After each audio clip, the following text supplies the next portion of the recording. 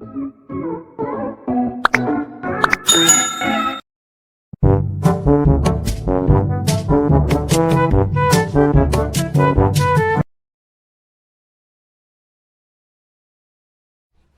The White Tiger ini menceritakan tentang seorang pemuda bernama Balram Highway. Ia terlahir dari keluarga miskin di sebuah desa terpencil di India. Orang tua Balram tidak bisa mencukupi kebutuhan sehari-harinya, sehingga Balram mulai bekerja keras sejak kecil, dan ia tidak lagi melanjutkan sekolahnya. Sukses adalah keinginannya sejak kecil agar bisa mengubah nasib. Akhirnya, Balram berusaha untuk keluar dari zona nyaman dan melihat peluang untuk bekerja sebagai supir pribadi. Sampai kini ia menjadi pengusaha sukses. Tanpa perlu banyak basa-basi lagi, kita langsung masuk aja ke dalam alur cerita filmnya. Film ini dimulai saat Balram Highway yang sudah menjadi pengusaha sukses menceritakan kisah hidupnya. Ia terlahir di keluarga kalangan bawah di desa terpencil di India. Ayahnya adalah seorang penarik beca dan ibunya sudah lama meninggal dunia. Nah, Balram ini mempunyai kakak laki-laki yang bernama Kishan. Kakaknya ini bekerja di kedai teh, dan Balram ini mempunyai nenek yang bernama Kusum. Si neneknya ini terbilang licik karena neneknya hanya ingin Balram menjadi pelayan di desa itu tanpa ada kemajuan apapun. Neneknya selalu mempersulit Balram untuk keluar dari keterpurukannya itu. Balram ini seorang anak yang cerdas. Hanya dialah di sekolah yang sudah bisa membaca dan bisa menjawab pertanyaan dari seorang guru. Sampai si Balram ini disanjung sama guru tersebut. Dia bilang katanya si Balram ini adalah harimau putih, dan yang dimaksud harimau putih itu adalah harimau yang lahir hanya sekali dalam satu generasi. Karena si Balram ini berbeda dari anak-anak lainnya. Dia juga akan diberikan beasiswa ke kota Delhi oleh guru tersebut. Setiap malam Balram selalu menyempatkan untuk membaca buku meskipun dalam kegelapan, dan penerangannya hanya memakai lilin. Keluarganya yang banyak itu tinggal di dalam satu rumah, tidur apa adanya, dan berdesak-desakan. Oke, cerita berlanjut keesokan harinya, yang dimana tiba-tiba datanglah si Bangau. Bentar-bentar, kenapa namanya Bangau ya? Oh, jadi si Balram ini suka menjuluki seseorang sesuai dengan karakter orang tersebut. Ini menurut penilaian dari Balram ya. Nah, si Bangau ini adalah tuan tanah atau seorang pengusaha di desa tersebut yang selalu memungut penghasilan orang-orang di sana. Jadi, si Bangau ini suka minjemin uang ke masyarakat di desa tersebut. Si Bangau ini memiliki putra sulung yaitu si Luwak, yang sangat disegani dan ditakuti. Ayahnya Balram selalu berhutang kepada mereka. Ketika ayahnya dipukul, Balram sangat sedih dan tidak terima ayahnya ditindas. Tapi ya mau gimana lagi? Keesokan harinya ketika Balram masuk sekolah lagi, dia dipanggil sama kakaknya untuk pergi dari sekolah itu.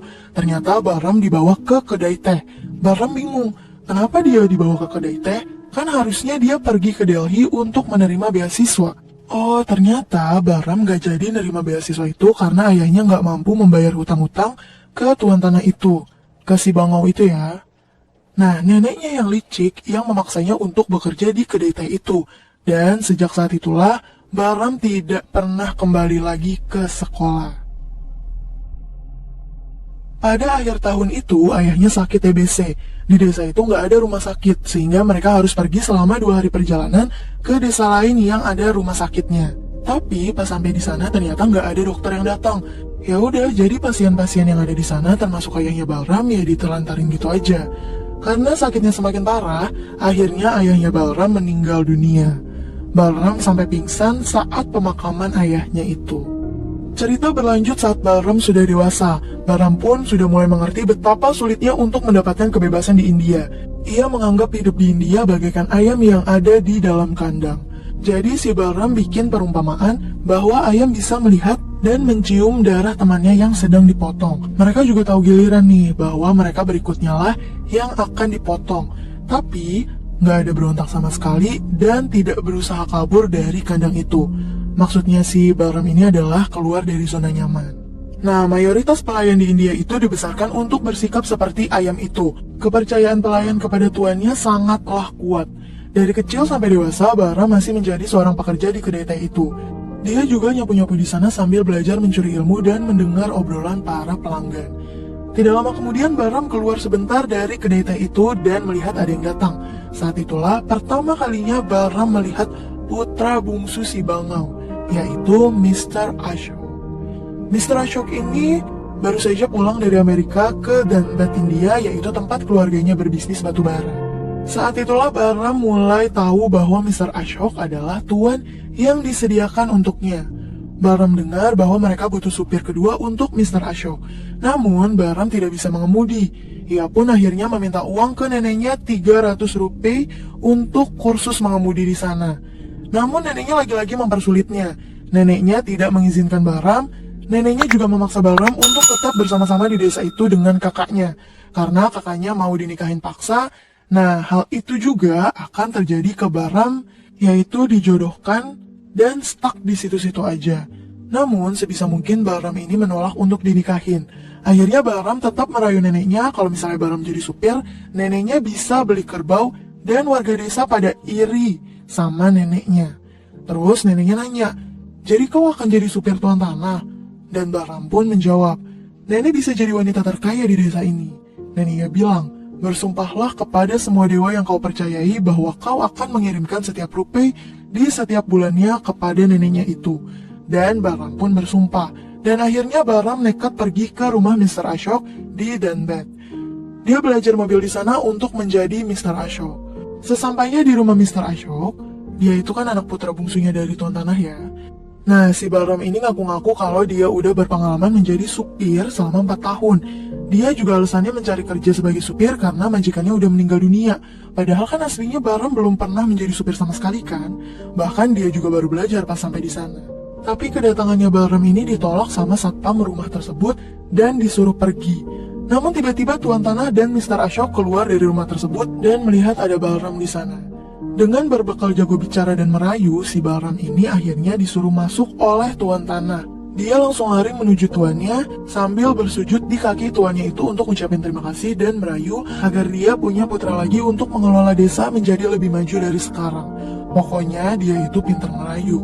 Tuannya pun nanya apakah warga desa masih ingat dia dan Bahram menjawab, "Tentu tuan, Tuan Tanah adalah tuan terbaik dan tersuci seperti Tuan Gandhi."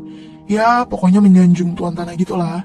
Dan dia juga ditanya sama tuannya, "Apa yang kau inginkan?" Dan Bahram pun menjawab, "Aku ingin menjadi supirmu atau supir putramu yaitu Mr. Ashok." Dia nanya, apakah Bahram muslim? Nah, Bahram ini bilang, kalau dia memang bukan muslim tapi dia tetap menjaga kebersihan dan tidak malas. Ashok pun langsung nyodorin tangannya untuk kenalan sama Bahram, tapi ayahnya melarang untuk tidak melakukan hal itu.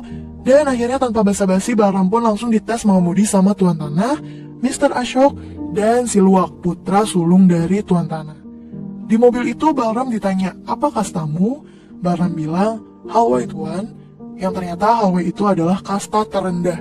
Jadi di India itu ada banyak kasta, mulai dari kasta yang tertinggi hingga yang terendah, dan itu pun masih berlaku hingga saat ini. Ternyata semua pelayan Tuan Tanah itu berkasta tinggi. Ashok pun membela Bahram dengan nanya kenapa kasta penting. Di sana Bahram juga ditanya-tanya apakah dia minum alkohol atau enggak, terus kerjanya apa sebelum menjadi supir ini. Dia sampai direndahin dan dibilang bahwa pekerjaannya itu mencuri karena kasta dia kan rendah. Jadi dia dituduh gitu. Nah, dia juga ditanya apakah Bahram bisa masak.